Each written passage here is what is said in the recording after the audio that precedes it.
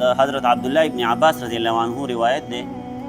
هغه فرمایي چې رافع نومې یو سړی و یهودي، دا په نبي علیه صلات وسلام پسې راغی او د هغه نه یې مطالبه وکړله چې که واقعي ته د الله جل شانه پیغمبر یې او الله جل شانه تا ته وحي کوي او تا ته یو دین درکړی دی، نو زمونږ یو څو مطالبې دي، دغه مطالبې پوره کړه. ځکه د الله جل شانه یو پیغمبر چې نو هغه الله جل شانه ته ډېر نږدې او چې دی د الله جل شانه نه څه سوال هم کوي او څه یې هم غواړي نو الله جل شانه یې وله ورکوي. نو بهرحال دې سړي وویل چې که ته چېرته د الله جل شانه حقیقي او رښتونی پیغمبر یې نو زمونږ یو دوه درې مطالبې دي. اوله مطالبه دا ده چې الله جل شانه دې زمونږ سره خبرې وکړي، لکه څنګه چې هلته د موسی علیه صلات وسلام نه په کوه طور کې هغه 80 کسانو یهودیانو مطالبه وکړه بني اسرائیلو چې الله جل شانه دې زمونږ سره خبرې وکړي او موږ ته دې ووایي چې واقعي د موسی علیه صلات وسلام زما پیغمبر دی او دته چې دا کوم کتاب حواله شوی دی نو دا ورته زما د طرف نه حواله شوی دی. نو هغه شانته مطالبه دې کافرانو او مشرکانو هم وکړله. نو دغه یهودي دا رافع نومې چې دا سړی راغی او د پیغمبر علیه صلات وسلام نه دغه مطالبه وکړله چې الله جل شانه دې زمونږ سره خبرې وکړي او یا دې الله جل شانه څه واضحه نښه راولېږي، څه واضحه دلیل دې راولېږي چې د هغې نه دا خبره ثابته شي چې ته واقعي د الله جل شانه پیغمبر او الله جل شانه زمونږ سره دا خبره وکړي چې دا محمد دا زما پیغمبر دی، دته ما رسالت حواله کړی دی، نبوت مو حواله کړی دی او دله ما کتاب ورکړی دی او یو د قدرت نښه دی الله جل شانه ظاهره کړي، یعنی یو معجزه دی ظاهره کړي چې مونږ په هغې باندې مطلب مونږ هغه ووینو نو مونږ به متاثره شو د الله جل شانه نه او مونږ به په تا باندې ایمان راوړو. خو دا داسې خبره وه او داسې مطالبه وه چې د الله جل شانه قانون داسې نه دی. صحیح شوله که نه؟ د الله جل شانه قانون داسې نه دی چې یاره د هر چا سره دې خبرې وکړي. صحیح شوله که نه؟ که الله جل شانه د هر چا سره خبرې شروع کړي نو بیا خو د پیغمبر د نبوت او د رسالت چې کوم مقصد دی هغه به ضایع شي. ځکه الله جل شانه صرف د خپلو پیغمبرانو سره خبرې کوي. که اوس د هر چا سره خبرې شروع کړي نو بیا مثال کې طور پر د دې سړي سره الله جل شانه خبرې شروع کړي او د الله جل شانه پیغمبر دی او الله جل شانه د هغه سره هم خبرې کوي نو الله جل شانه به دته یوه خبره کوي او پیغمبر ته بله خبره کوي. نو که پیغمبر دې سړي ته وایي چې زما دا خبره ومنه ځکه چې دا د الله جل شانه حکم دی نو دی به ورته وایي چې الله جل شانه خو ما ته بل شانته خبره کړې وه. په قصه پوهېږئ؟ نو که چېرته الله جل شانه د هر چا سره خبرې شروع کړي نو د پیغمبر د نبوت او د رسالت هغه مقصد به ضایع شي، یعنی هغه مقصد به واضح نه شي، هغه به نیمګړی پاتې شي او هر سړی به بیا دا دعوه کوي چې الله جل شانه زما سره خبرې کړي، ما ته یې دا پلانکې حکم کړلی، ځکه د شریعت خلاف چلیږم نو زما سره دا دلیل دی چې الله جل شانه ما ته دا خبره کړې ده ځکه چې الله جل شانه زما سره خبرې کړي دي. صحیح شوله که نه؟ نو دغې کې د پیغمبر د بعثت او د نبوت هغه مقصد ضایع کېږي. د دغې وجې نه الله جل شانه د هر چا سره خبرې نه کوي. او بل د دې آیت نه دا مطلب دی چې بعضې روایاتو کې داسې راغلي چې څه عیسایان رالل او پیغمبر علیه صلات وسلام نه هم دغه مطالبه وکړه چې الله جل شانه دې زموږ سره خبرې وکړي او موږ ته دا خبره وکړي چې دا محمد زما پیغمبر دی، په ده باندې تاسو ایمان راوړئ، د ده سره چې دا کوم کتاب دی دا وله ما ورکړی دی، دا په ده باندې زه نازلومه او دته زه یو فرشته رالیږم او هغه فرشته دته وحي کوي چې دا ټوله خبره وایي الله جل شانه موږ ته پخپله وکړه چې موږ په تا باندې ایمان راوړو. او بله دا ده چې الله جل شانه دې زموږ مخې ته په تا باندې یو معجزه ظاهره کړي. صحیح شوله که نه؟ حالانکې تاسو ته ما دا خبره کړې ده چې معجزه دا د پیغمبر په اختیار کې نه وي. ټیک شوله؟ یعنی که کله پیغمبر وغواړي چې معجزه به ظاهرېږي چې کله ونه غواړي چې نه به ظاهرېږي داسې خبره نه ده. ټیک شوله؟ دا د الله جل شانه په اختیار کې ده چې کله الله جل شانه وغواړي یو پیغمبر له یو معجزه ورکړي، د پیغمبر په لاس باندې یو ناشنا غونده کار هغه ظاهر شي او دغې ته بیا معجزه ویلی کېږي. نو بهرحال دوی دغه مطالبه کوله چې الله جل شانه دې یو معجزه ظاهره کړي چې په هغې سره هغه معجزه په دې خبره باندې دلالت کوي چې واقعي ته د الله جل شانه پیغمبر وي، د هغې نه پس به موږ ایمان راوړو.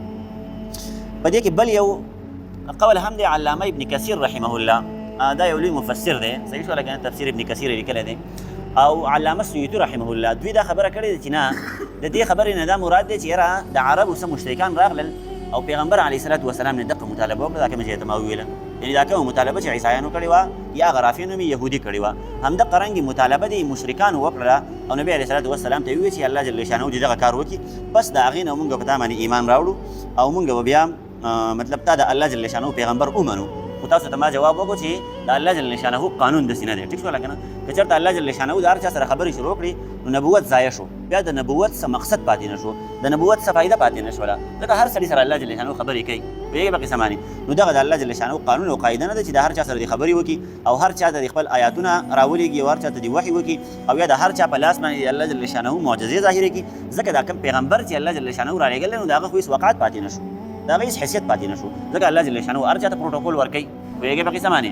كذلك قال الذين نو الله جل شانو پیغمبر علیه الصلوۃ والسلام ته فرمای چې دا ګوره په دې باندې خپه کېږه ما چې دا خلک ستانه دا بیجا مطالبه کوي او پالتو اعتراضات په باندې کوي ټیک ولا دا د سیناشنا خبره نه ده ځکه مخکې د يهوديانو دغه اعتراضات کړي دي دغه مطالبه د پیغمبرانو نه کړي دي لکه د موسی علیه الصلوۃ والسلام نه بلاشه مطالبات کړیو چې ته دا کار وکړه دا وکړه دا غینه پس موږ په تا باندې ایمان راوړو نو دا څه نوې خبره نه ده نو الله جل شانو خپل پیغمبر له تسلی ورکړي چې كذلك قال الذين هم دغه رنګ ویل دي هغه کسانو من قبلهم چې مخکې د دوی نه مثل قولهم د دوی د خبرو په شان ته خبرې کړې دي مخکې هم خلکو صحیح ولا یعنی مخکې چې کوم بني اسرائیل او يهوديان او عیسایان تیر شوي دي نو هغه هم د خپل پیغمبرانو نه دغسې ناجایز او بیجا مطالبات کړي دي ته په دې باندې خفه کېږه ما بس ته د الله جل شانه د حکم انتظار کوه قد بینا الآیات لقوم یوقنون مونږ خو ډېر شی نښې رالیږلي دي صحیح ولا ځکه د پیغمبر علیه الصلوۃ والسلام په لاس باندې الله جل شانه ډېر شی معجزې ظاهرې کړې وي که یو سړی وایي چې زه ایمان راوړم په پیغمبر علیه الصلوۃ والسلام باندې یا په الله جل شانه باندې یا د پیغمبر سره چې کوم کتاب دی په دې باندې ایمان راوړم نو د دې هر څه باندې د ایمان د راوړلو دپاره د پیغمبر سره چې کومې معجزې ورسره دغه کافي دي پیغمبر له الله جل شانه ډېر شی معجزې ورکړي دي که نه چې یو سړی واقعي ایمان راوړي او الله جل شانه د کافرانو ته هم دغه خبره کوي که تاسو واقعي ایمان راوړئ نو په دغه معجزو باندې راوړئ که نه که تاسو اوس خاماخه څه داسې نښه غواړئ چې یاره په هغې باندې تاسو ایمان راوړئ او که تاسو خاماخه داسې څه خبره غواړئ چې الله جل شانه دي خپل کلام راولېږي مونږ ته نو الله جل شانه د پیغمبر په خوله باندې تاسو خپل کلام اورئ که نه د فرشتې په خوله باندې تاسو د الله جل شانه خپل کلام اورولی دی نو که تاسو خاماخه ایمان راوړئ چې په دغې باندې راوړئ نور دا تاسو چې کوئ مطالبې کوئ چې الله دې په خپله زموږ سره خبره وکړي نو داسې نشي کېدلی د هغې وجه مې ته بیان کړله ځکه که الله جل شانه د هر چا سره خبرې شروع کړلې نو بیا د الله جل شانه د کوم پیغمبر چې رالیږلی د هغه څه مقصد پاتې نه شو هغه ضایع شو په دې بل آیت کې انا ارسلناک بالحق بشیرا ونذیرا ولا تسأل عن اصحاب الجحیم الله جل شانه فرمایي پیغمبر علیه الصلوۃ والسلام ته چې ته مونږ لیږلی نو په حقه باندې م لیږلی بشیرا زیری ورکوونکی و نذیرا او یرونکی نو بشیرا زیری ورکوونکی مطلب دا دی چې الله جل شانه چې تعالی کوم قانون درکړی دی کوم شریعت یې درکړی دی او کوم کتاب یې درکړلی نو که چېرته دا انسانان رالګي او په دغه قانون او په دې کتاب باندې عمل کوي نو دغه خلکو ته د جنت او د جنت د نعمتونو بشارت ورکه زیری ورته ورکه صحیح شوله نو بشیر معنی دغه شوله چې دغه خلکو ته زیری ورکه بشارت ولا ورکه ځکه دا د یو خوشحالۍ کار دی بشارت ولا ورکوي دغسې او نظیرا یرونکی مطلب دا دی چې الله جل شانه تعالی دا کوم شریعت درکړی دی او تا باندې دا کوم وحی رانازلېږي او دا کوم کتاب یې درکړی دی یو سړی دی او په دغه کتاب باندې عمل نه کوي په دغه شریعت باندې عمل نه کوي ستا مخالفت کوي او د الله جل شانه مخالفت کوي نو هغه سړی د الله جل شانه د عذابونو نه ویروه نو د دغې وجې نه ته نظیر لکه الله جل شانه په جهنم کې ډېر شی عذابونه تیار کړي دي نو دغه خلک د دې عذابونو نه یروه ټایم په ټایم باندې نو د دقې وجې نه ورته الله جل شانه فرمایل چې ته بشیر یې د هغه چا لپاره چې هغه نیک عمله دي او نذیر یې یرونکی د هغه چا لپاره چې هغه بدبخته دي بد عمله دي هغه خلک ویروه د الله جل شانه نه ورپسې د آیت په دې بله جمله کې ولا تسألوا عن اصحاب الجحیم ستانه به سوال نه کېږي د هغه خلکو متعلق چې کوم جهنم ته لاړ شي د دې خبرې واضحه مطلب دی لکه د پیغمبر علیه الصلوۃ والسلام د بعثت مقصد دا دی چې خلکو ته د الله جل شانه دین ورسیږي او خلک د الله جل شانه د دین نه د کتاب نه او د شریعت نه خبر شي نو چې کله پیغمبر خپله ذمهداري سنباله کړه او پیغمبر علیه الصلوۃ والسلام خلکو ته د الله جل شانه دین راورساو د الله جل شانه کتاب او د الله جل شانه تبلیغ یې وکړو خلکو ته د دغې نه پس اوس په پیغمبر باندې څه ذمهواري نشته دی ځکه د پیغمبر کار دی رسول خلکو ته تبلیغ کول خلکو ته د الله جل شانه احکامات او د الله جل شانه دین رسول نو دغه د پیغمبر ذمهواري ده اوس تا یو سړي د خپل تبلیغ کړی دی خپل خبره دی رسولې ده د الله جل شانه کلام دی رسولې ده چاته او هغه ایمان را نه وړو او دا سړی جهنم ته لاړو نو د دې متعلق بستانه الله جل شانه تپوس نه کوي چې دا پلانکې سړی ولې په جهنم کې پروت دی ته مونږ سره پاره لیږلی وي الله جل شانه د پیغمبر نه دغه تپوس نه کوي صحیح شوله دغه سوال به الله جل شانه د پیغمبر نه کوي ځکه چې هدایت ورکول دا د پیغمبر په اختیار کې نه دي دا د الله جل شانه کار دی او د الله جل شانه ذمهداري ده الله جل شانه فرمایي چې مونږ خوښه ده که چاته هدایت ورکو او که چاته نه ورکو نو د دقې وجې نه پیغمبر ته فرمایي چې په تا باندې صرف رسول دي ته به خلکو ته صرف دعوت رسې زمونږ کتاب ورسوه زمونږ وحي ورسوه زمونږ چې کوم تعلیمات دي هغه خلکو ته ورسوه او چاته هدایت ورکول دا ستا ذمهواري نه ده که چېرته فرض کا دا خبره فرض کړلی شي چې یاره هدایت دا د پیغمبرانو په لاس کې دی یا د پیغمبرانو په اختیار کې دی یا د پیغمبر علیه الصلوۃ والسلام په اختیار کې دی نو آدم علیه الصلوۃ والسلام ولې هغه خپل زوی ته هدایت نه کاوه قابیل ته چې هغه راولګېدو ظلمونه یې کول د آدم علیه الصلوۃ والسلام مخالفت یې کوه د هغه خلاف ورزي یې کوله د الله جل شانه احکامات یې نه منودل د خپل پلار خبره یې نه منودله نو که چېرته هدایت د آدم علیه الصلوۃ والسلام په اختیار کې وی نو هغه خپل زوی ته به هدایت کړی وی که نه یا تاسو واقعات د نوح علیه الصلوۃ والسلام اورئ چې نوح علیه الصلوۃ والسلام ډېر محنت وکړو کوشش یې وکړو چې ایمان را نه وړو تر دې پورې چې هغه خپل زوی هغه ایمان را نه وړو کنعان نوم یې و که چېرته د هدایت د پیغمبر په اختیار کې وی هدایت ورکول د پیغمبر کار وی نو نوح علیه الصلوۃ والسلام به خپل زوی ته هدایت نه کوو په زوی باندې خو سړی ډېر زیات خفه کېږي سبا له یو زوی جهنم ته روان دی نو پلار به څونه خفه کېږي پیغمبر علیه الصلاۃ والسلام به څونه خفه کېږي. نو که چېرته دا هدایت دا د پیغمبر په اختیار کې وی، نو د خپل زوی ته کنعان ته به نوح علیه الصلاۃ والسلام هدایت ورکړی، خو هدایت د پیغمبرانو په اختیار کې نه دی. فرض که چېرته وی نو ابراهیم علیه الصلاۃ والسلام به خپل پلار ته هدایت کړی وی که نه، آزر ته چې کوم بت پرست و او د بتانو عبادت به یې کوو. ابراهیم علیه الصلاۃ والسلام پرې ډېر زیات کوشش وکړو، ډېر زیات محنت یې وکړو چې ته په الله جل شانو باندې ایمان راوړه. دا بوتان چې کوم دي دا خو تاسو نفع نقصان نشي در رسولی، ته په الله جل شانو باندې ایمان راوړه. نو د ابراهیم علیه الصلاۃ والسلام دا خوښه وه چې زما د پلار ایمان راوړي، دا یې نه وه خوښه چې زما د پلار جهنم ته لاړ شي، خو بیا یې خپل پلار ته هدایت نشو کولی، هغه ورته صرف دعوت ورکوو. صحیح شوله؟ نو واضحه شوه چې هدایت ورکول د پیغمبر په اختیار کې نه دي. صحیح شوله که نه؟ او بیا هم یو سړی وایي چې یاره هدایت د دغه پیغمبرانو په اختیار کې نه و او زمونږ د پیغمبر په اختیار کې دی. صحیح شوله که نه؟ نو پیغمبر علیه الصلاۃ والسلام خپل تره ابوطالب ته ولې هدایت نه کوو؟ یا نور ډېر شیطرونه د پیغمبر علیه الصلاۃ والسلام بغیر د هدایت نه دنیا نه تللي دي، نو هغه خپلو ترونو ته هدایت ولې نه کوو چې هغه به سبا په جهنم کې سوځي؟ د پیغمبر علیه الصلاۃ والسلام د خپلو ترونو سره څونه مینه محبت و. صحیح شوله که نه؟ په یو جنګ کې قیدیان راغلل. صحیح شوله؟ عبدالله د عباس رضی الله عنه پکې هم قیدي و، د پیغمبر علیه الصلاۃ والسلام تره. صحیح شوله؟ یو جنګ وشو، په هغې کې قیدیان راغلل، په هغه وخت کې دی کافر و، مسلمان شوی را نه و، نو دی پکې قیدي راغی. بیا په یو کمره کې دا قیدیان تړلي وو په یو قیدخانه کې، او دا عباس رضی الله عنه له دا لاسونه لږ مضبوط تړلي وو، کلک، او ډېر زیات تکلیف وته. نو د شپې ډېر زیات اخولونه یې کول، فریادونه یې کول، او خواته د پیغمبر علیه الصلاۃ والسلام حجره مبارکه وه، نو نبي علیه الصلاۃ والسلام باندې هغه د فریاد او هغه د اخولونو هغه اوازونه ورتلل، نو ډېر زیات تکلیف ورته. عایشه رضی الله عنها فرمایي چې پیغمبر علیه الصلاۃ والسلام په دغه شپه باندې خوب نه و کړی او جړلی. صحیح شوله که نه؟ ځکه هلته یې تره په تکلیف کې و. پوهېږې په قسمت د تره سره یې دونه محبت دی. د حمزه رضی الله عنه هغه تاسو واقعه اورېدلې ده چې کله په هغه جنګ کې هغه ښځه راله او د هغې غزلی راوویستو، هغه بیا سیر یې په وسینۍ ولا سیر یې ګزۍ ته راوباسو، هغه بیا په غاښونو باندې وڅیڅو، نو په هغې باندې پیغمبر علیه الصلاۃ والسلام ته څونه تکلیف ورسېدلی و. صحیح شوله که نه؟ مطلب دا دی چې نبي علیه الصلاۃ والسلام پر خپلو ترونو باندې څونه خفه کېدو، خو د هغې باوجود یې ورته هدایت ونه کړو ابوطالب ته. صحیح شوله؟ ځکه هدایت ورکول د نبي علیه الصلاۃ والسلام په اختیار کې نه و. صحیح شوله؟ نو الله جل شانو هم دغه خبره کوي چې د جهنمیانو متعلق به ستا نه سوال نه کېږي، ستا نه به تپوس نه کېږي چې لکه دا جهنمیان ولې جهنم ته تللي دي، ستا نه به دا تپوس کېږي، دا د دې ذمهوارۍ متعلق به ستا نه تپوس کېږي چې تا خپله ذمهواري خلکو ته رسولې ده او که نه ده، د الله جل شانو دعوت د خلکو ته رسولی دی که نه دی. نو ګوره ما او تا ته هم دغه اعلان دی، ما او تا ته هم دغه دعوت دی. صحیح شوله که نه؟ مونږ د دعوت تبلیغ کار کوو. دعوت و تبلیغ کار تاسو ته ما ډېر کله ته ویل ډېر زیات مبارک کار دی. پوهېږې په قسم باندې ډېر زیات مبارک دا د پیغمبرانو کار دی. ټیک شوله که نه؟ او دا داسې یو پیغمبر نه دی تېر شوی چې هغه د دعوت تبلیغ کار نه دی کړی. 1,40,000 کم بیش پیغمبران الله جل شانو دنیا ته رالیږلي دي، دا د دغه ټولو پیغمبرانو مستقل سنت دی. پوهېږې په قسم باندې؟ نو دا د پیغمبرانو سنت دی. ما او تعالی پکار دی چې پیغمبر په څه طریقه باندې کړلی په هغه طریقه یې وکړو. پوهېږې په قسم باندې؟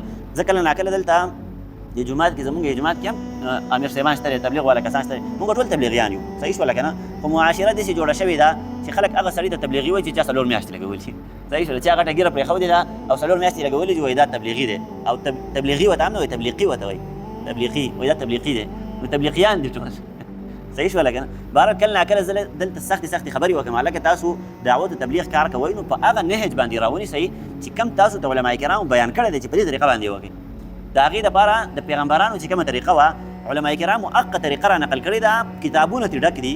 په دغه ریوان کې په دغه مرکز کې دغه علما کرام په دې باندې ستړي شو چې هلکه په دې طریقه باندې تاسو خلکو ته دعوت ورکوئ، په دې طریقه باندې تاسو خلکو ته خبره کوئ، په دې طریقه باندې خلکو سره میلاویږئ، په مینه محبت باندې خلکو سره خبره کوئ، ځکه دین اسلام دا د مینې محبت دین دی. صحیح شوله که نه؟ نو بهرحال دغه درخواست دی چې موږ که چېرته د پیغمبرانو دا کار کوو نو دا پیغمبري کار دی. ګورئ ښه یاد وساتئ، دا ډېر اوچتې مرتبې والا اوچت شان والا کار دی. زما ستا نه به که چېرته کوتاهي وشوله که نه، او داسې کارونه هم پکې راوویستل چې هغه د پیغمبرانو سنت نه و، هغه د پیغمبرانو طریقه نه وه، نو یاد وساته چې 100 کاله عمر و 100 کاله دې په تبلیغ کې تېر کړي دي او د ځانو دې پکې قصې راایستلي دي، نو قیامت په ورځ باندې الله جل شانو باندې تپوس کوي. پوهېږې په قصه باندې چې دعوت و تبلیغ پیغمبرانو ته مونږ په کومه طریقه باندې حواله کړی، په هغه طریقه باندې خو تا نه دی کړی.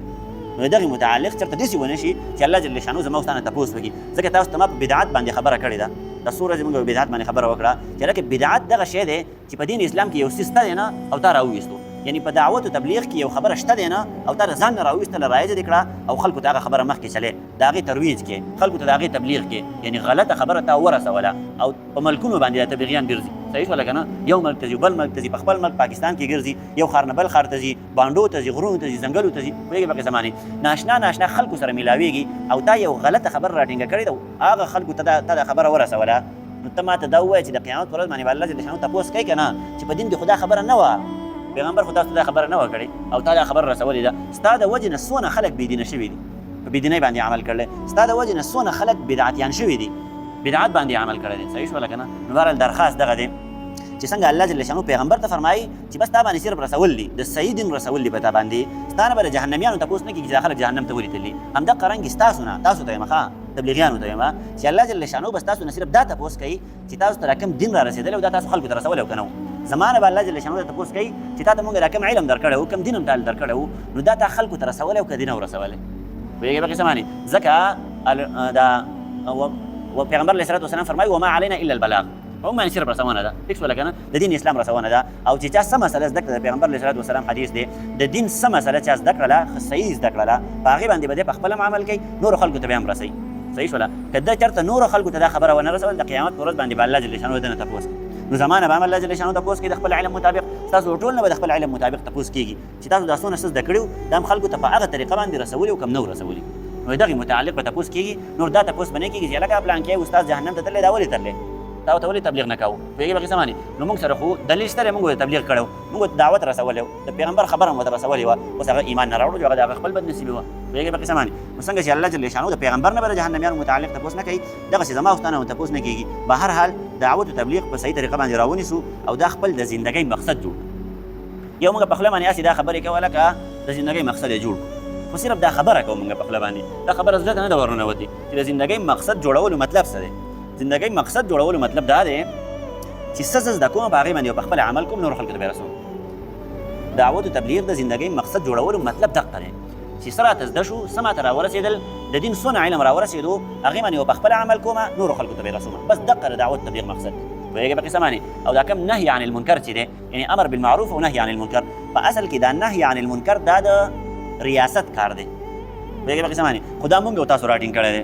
یو سړی چېرته غلط کار کوي بس ما او تا پسې ایسته ورمنډه کړو، هلکه دا کار مه کوه، دا د ریاست کار دی. صحیح شوله که نه؟ کوم اسلامي ریاست چې دی دا د هغه ذمهداري ده. که څوک غلط کار کوي د دین اسلام خلاف کار کوي، د دقې وجې نه الله جل شانه حدود مقرر کړي دي. یو سړی د شریعت خلاف ورزي وکړه نو دونه سزا وله ورکړه، نو دا سزا به څوک ورکوي؟ تاسو ته ما ویلي چې شریعت به ورکوي، اسلامي ریاست به یې ورکوي. دا زما او ستا کار نه دی. صحیح شوله که نه؟ ما او تا باندې صرف دا ذمهواري ده چې ما او تا صرف امر بالمعروف وکړو، د ښو خبرو خلکو ته حکم وکړو، ښې خبرې خلکو ته ورسو، د دین خبرې خلکو ته ورسو. صحیح شوله که نه؟ نو دا مې تشریح مسله وویله چې دا نهي عن المنکر دا د ریاست کار دی او امر بالمعروف دا زمونږ کار دی. یعنې چاته چې دین رسېدلی د هغو کار دی امر بالمعروف، او څوک به چې دین نافظ کوي د هغو کار دی نهي عن المنکر، یعنې د غلطو کارونو نه خلک منع کول، په هغې باندې حدود نافظول او هغو له سزاګانې ورکول. نو دا د هغو کار دی. بهرحال زمونږ چې کوم کار دی هغه په صحیح طریقه باندې راټینګول هغه مقصودي خبره ده.